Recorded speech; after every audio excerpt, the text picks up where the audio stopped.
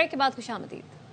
Bulletin का आगाज करेंगे अफसोसनाक खबर आपको देंगे कराची से। जिन्ना अस्पताल इमरजेंसी के बाहर कार सवार 6 साल के बच्चे की लाश छोड़कर फरार हो गए हैं। ये क्या माजरा है जानेंगे। अफजल खान हमारे साथ हैं। अफजल, आगाह कीजिएगा इस बारे में। जी देखिए, पुलिस से हमारी बात हुई है। उनका कहना है कि नामालूम कार सवार एक 6 साला बच्चे की लाश को जिन्ना अस्पताल की इमरजेंसी के बाहर छोड़कर फरार हो गए हैं। और जो ऐनी शाहिदीन के साथ पुलिस की बात हुई है उसके मुताबिक होंडा सिविक कार के अंदर 2 अफराद सवार थे और वो बहुत ज्यादा बौखलाए हुए थे और उन्होंने बच्चे की लाश को वहां पर छोड़ने के बाद वहां से फरार हुए और इस दौरान उनकी गाड़ी से जो है एक सिक्योरिटी गार्ड भी हिट हुआ। पुलिस अब सीसीटीवी फुटेजेस का जायजा ले रही है ताकि जो कार सवार शख्स है उनके आने और जाने का रूट मालूम किया जा सके। जबकि डॉक्टर्स का कहना है कि बच्चे के चेहरे और जिस्म पर चोटों के निशानात हैं। ताहम पुलिस ने इस वाकये की तहकीकात शुरू कर दी और पुलिस की नफरी वहां पर पहुंच चुकी है। जी अफजल, बहुत शुक्रिया तफसीलें आगाह करने के लिए। बलोच तलबा बाजियाबी केस में निगरां वजीर आजम इस्लामाबाद हाई कोर्ट में पेश न हुए। केस की समाअत जारी है। निगरां वजीर दाखिला सरफराज बुख्ती अदालत में पेश हुए।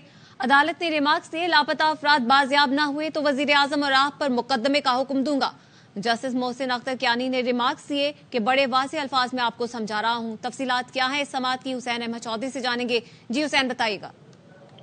जी देखिए, बलोच तलबा की अदम बाजियाबी से मुतालिक जो कमीशन था उसकी सिफारिशात पर अमल दरामद केस की समाअत हुई है। इस्लामाबाद हाई कोर्ट के जस्टिस मोहसिन अख्तर कियानी ने रिमार्क्स दिए। उनका कहना था कि मैं बड़ा क्लियर अल्फाज में बता रहा हूँ कि अदालती हुक्म पर अमल दरामद जो है वो यकीनी बनाया जाए वरना उसके नताइज होंगे। जस्टिस मोहसिन अख्तर कियानी ने वजीर दाखिला का कहा कि जो लापता अफराद है उनके अहले खाना से मिले, उनको बुलाएं या खुद उनके पास चले जाए। इन फैमिली से मिलने में आपको कितना वक्त लगेगा, जिस पर वजीर दाखिला ने कहा कि 2 रोज में जो है वो मिल लूंगा, उनको खाने पर बुला लूंगा। अदालत ने वजीर दाखिला को हिदायत की कि 2 हफ्ते में इन बलोच फैमिली को मिले और बलोचिस्तान में हैं वहां भी जाकर मिले।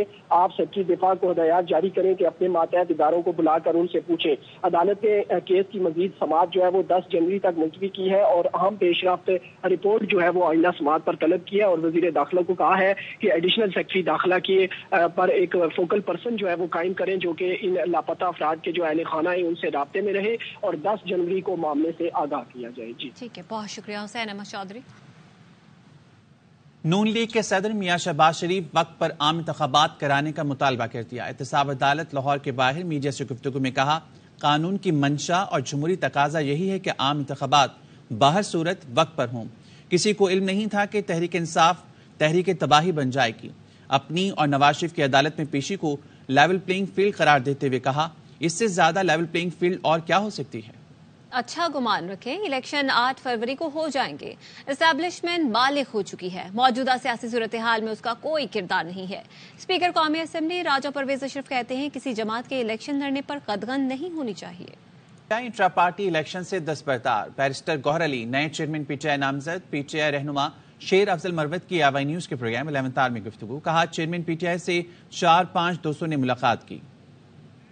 के साथ आज अली जफर साहब थे, मैं था, बैरिस्टर गौर साहब थे, शुएब शाहीन साहब थे और उमेर नियाजी साहब थे। हमारी मीटिंग हुई तकरीबन लगभग 1.25 घंटा जारी रही। बहुत सारे मामला, 2 फैसले अहम हुए। एक, खान साहब ने मुझे ये फरीदा सौंपा है कि पंजाब और बलूचिस्तान सिंध में कन्वेंशन शुरू कर ले और जल्द से जहाँ पे हो सके। दूसरा फैसला हुआ ये कि अली जफर साहब ने खान साहब को आगाह किया हमें इंट्रा पार्टी इलेक्शन में जाना होगा। खान साहब ने बड़ी खुर्जीली से इस फैसले को सुना और उन्होंने कहा कि ठीक है, हम इंट्रा पार्टी इलेक्शन करते हैं। तो उन्होंने कहा कि जी चेयरमैन का फैसला अभी करते हैं। के बाद खान साहब ने बाकायदा एक नाम भी पसंद किया जो फाइनल हो गया और जिसका ऐलान जो है कल खान साहब का हुक्म था कि 2 बजे जो है आप अनाउंस कर दें। मैं ये कह रहा हूँ कि वो एक नाम है बैरिस्टर गौर। बैरिस्टर गौर के नाम पे खान साहब ने कहा कि बैरिस्टर गौर साहब जो हैं वो उनकी तरफ से पार्टी के चेयरमैन के उम्मीदवार होंगे। लेकिन पार्टी की प्रेस रिलीज का क्या करूं फिर मैं? शायद ये बैरिस्टर गौर के नाम पे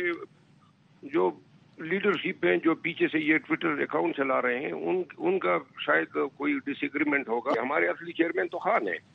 वक्ती जरूरत के तहत ये फैसला हो रहा है। तोशाखाना नैब तहकीकात और 190 मिलियन पाउंड करप्शन केस में अहम पेशरफ्त सामने आई है। चेयरमैन पीटीआई के नैब केसेस में भी जेल ट्रायल का फैसला कर लिया गया है। वजारत कानून और इंसाफ के जारी करदा नोटिफिकेशन के मुताबिक एहतसाब अदालत अडयाला जेल में ही तोशाखाना और 190 मिलियन पाउंड करप्शन केसेस की समाअत करेगी। سندھ ہائی کورٹ میں پی ٹی آئی کی جانب سے بلے کے نشان سے متعلق درخواست واپس لینے کی استدعا دائر کر دی گئی۔ دوران سماعت قائم مقام چیف جسٹس عقیل احمد عباسی نے استفسار کیا، کیا آپ کو بلے کا نشان مل گیا ہے؟ وکیل پی ٹی آئی بیرسٹر علی طاہر نے بتایا، انتخابی نشان سے متعلق درخواست اسلام آباد میں دائر ہوگی۔ قائم مقام چیف جسٹس عقیل احمد عباسی نے ریمارکس دیے، پریشان نہ ہوں، یہ وقت بھی گزر جائے گا، بلے کا نشان واپس لینے کی استدعا کا معاملہ آئندہ سماعت پر دیکھیں گے۔ پی ٹی آئی وکیل نے کہا، عدلیہ آزادانہ انتخابات کے لیے آر او اور ڈی آر اوز کی تقرری کے لیے عدالتی افسران تعینات کرے۔ قائم مقام چیف جسٹس نے پوچھا، کیا انتخابات کرانے کا اعلان کر دیا گیا ہے؟ وکیل پی ٹی آئی نے بتایا، سپریم کورٹ حکم پر الیکشن کمیشن نے 8 فروری کو انتخابات کرانے کی تاریخ دی ہے۔ انتخابات سے 2 ماہ قبل الیکشن کمیشن الیکشن پروگرام دینے کا پابند ہے۔ قائم مقام چیف جسٹس عقیل احمد عباسی نے قرار دیا، جو بھی پروگرام بنتا ہے وہ پالیسی میٹر ہوگا۔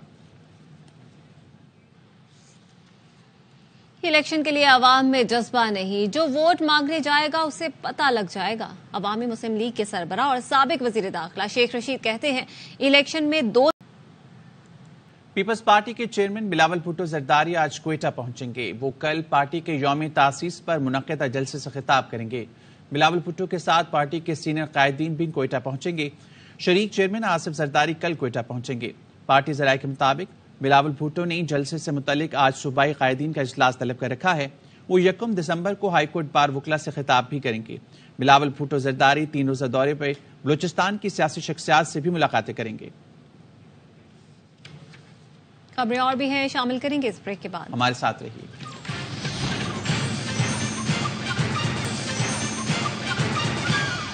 بریک کے بعد خوش آمدید۔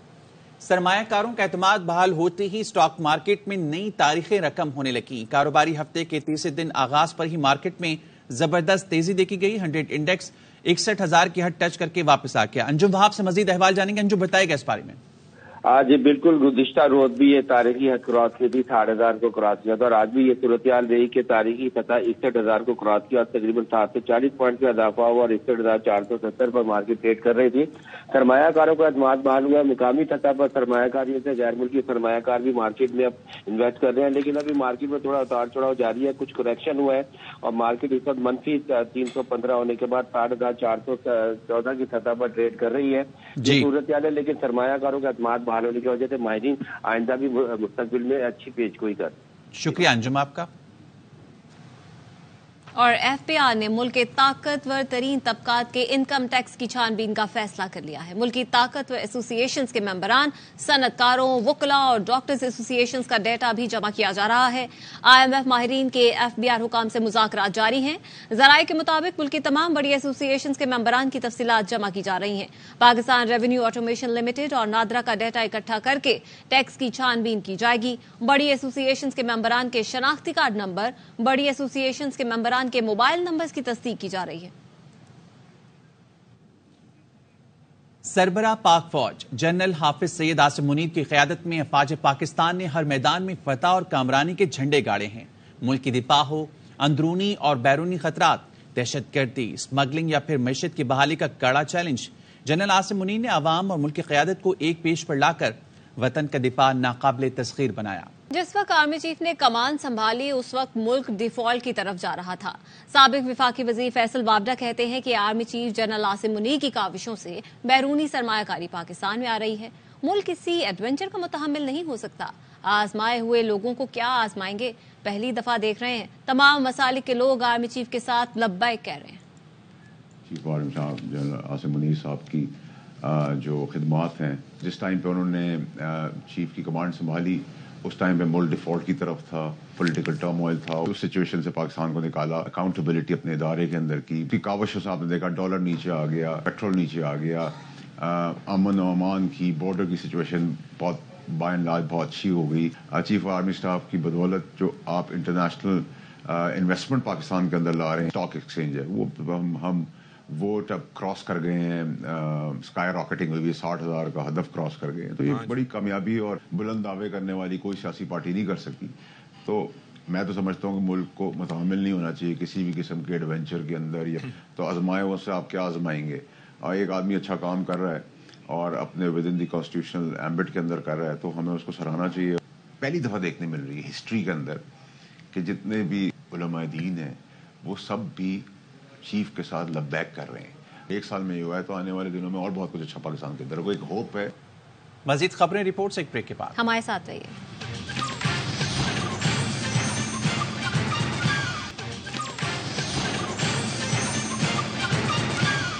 بریک کے بعد خوش آمدید. اور اب بات کریں گے اسموک کی روک تھام کے لیے حکومت پنجاب کے اقدامات بھی کام نہ آ سکے. دنیا کے آلودہ ترین شہروں میں لاہور آج بھی سر فہرست رہا. شہر کا فضائی معیار آج بھی انتہائی مضر صحت ہے. ایئر کوالٹی انڈیکس کے مطابق شہر میں پارٹیکولیٹ میٹرز کی تعداد 381 ریکارڈ کی گئی ہے. دنیا کے آلودہ ترین شہروں میں نئی دہلی دوسرے اور کراچی چوتھے نمبر پر ہے. صادق آباد میں ماچھکے کے قریب ڈاکوؤں کی فائرنگ سے 5 افراد جاں بحق ہو گئے ہیں. جاں بحق افراد گنے کی فصل کی کٹائی کے لیے کچے میں گئے تھے. اہل علاقہ کے مطابق حملہ آور افراد کا تعلق کوش اور شر گینگ سے ہے. پولیس کی جوابی کارروائی میں 2 ڈاکو مارے گئے. ہلاک ڈاکوؤں کی شناخت عمر شر اور کومو کے نام سے ہوئی ہے. کراچی کے RJ شاپنگ مال میں لگنے والی آگ کی انکوائری سے متعلق کیس کی سماعت کا سندھ ہائی کورٹ کا تحریری حکم نامہ جاری کر دیا گیا. عدالت نے RJ مال میں آگ سے شہریوں کی اموات کو افسوسناک قرار دے دیا. فیصلے میں لکھا کہ متعلقہ اداروں حکومت سے امید ہے افسوسناک واقعے کی انکوائری کرائی جائے گی. شاپنگ مال میں لگنے والی آگ انسانی جانوں کے نقصان کا پتہ چلایا جائے گا. غفلت لاپرواہی کے شواہد ملیں تو ذمہ داروں کے خلاف کارروائی کی جائے. امید ہے جاں بحق افراد کے اہل خانہ کو قانون کے مطابق معاوضہ ادا کیا جائے گا. اہم خبر دیں گے آپ کو. خاتون جج دھمکی کیس ہے جس میں چیئرمین PTI کی بریت کی درخواست پر فیصلہ محفوظ کر لیا گیا ہے. فاروق حجاز سے مزید تفصیلات لیں گے. جی فاروق بتائے گا. بالکل چیئرمین PTI کے خلاف خاتون جج دھمکی کیس کی سماعت ہوئی ہے. کیس کی سماعت سول جج مرید عباس نے کی ہے. خاتون جج دھمکی کیس میں چیئرمین PTI کی بریت کی درخواست پر فریقین کی جانب سے دلائل مکمل کر لیے گئے ہیں اور عدالت نے چیئرمین PTI کی بریت کی درخواست پر فیصلہ محفوظ کر لیا ہے. پروسیکیوٹر رضوان عباسی آج عدالت میں پیش ہوئے اور چیئرمین PTI کی جانب سے وکیل خالد یوسف عدالت میں پیش ہوئے تھے. گزشتہ روز چیئرمین PTI کے وکیل سلمان صفدر نے اپنے دلائل مکمل کر لیے تھے جبکہ آج پروسیکیوٹر رضوان عباسی عدالت میں پیش ہوئے اور انہوں نے اپنے دلائل دیے جس کے بعد عدالت نے مکمل دلائل سننے کے بعد فیصلہ محفوظ کر لیا ہے اور عدالت ٹھیک ہے مکمل دلائل سننے کے بعد محفوظ کر لیا گیا یہ فیصلہ. بہت شکریہ آپ کا تفصیلات کے لیے. نگراں وزیراعظم انوار الحق کاکڑ 2 روزہ دورے پر کویت پہنچ گئے. کویت کے وزیر توانائی جاسم محمد عبداللہ الاساد نے وزیراعظم کا استقبال کیا. وزیراعظم انوار الحق کاکڑ وزیراعظم شیخ احمد النواف احمد الصباح سے ملاقات کریں گے. وزیراعظم انوار الحق کاکڑ کے دورہ کویت میں افرادی قوت، IT میں تعاون، معدنیات اور کانکنی، غذائی تحفظ، توانائی اور دفاع میں تعاون کی مفاہمتی یادداشتوں پر دستخط ہوں گے. اس سے قبل نگراں وزیراعظم نے متحدہ عرب امارات کا دورہ بھی کیا. کپتانی جانے والی چیز ہے. کوشش ہے کہ ٹیم کے لیے بہتر پرفارمنس دوں. ٹیسٹ کپتان قومی کرکٹ ٹیم شان مسعود کہتے ہیں ٹیم بنانے میں کپتان، سلیکٹر اور ٹیم مینجمنٹ ایک پیج پر ہے.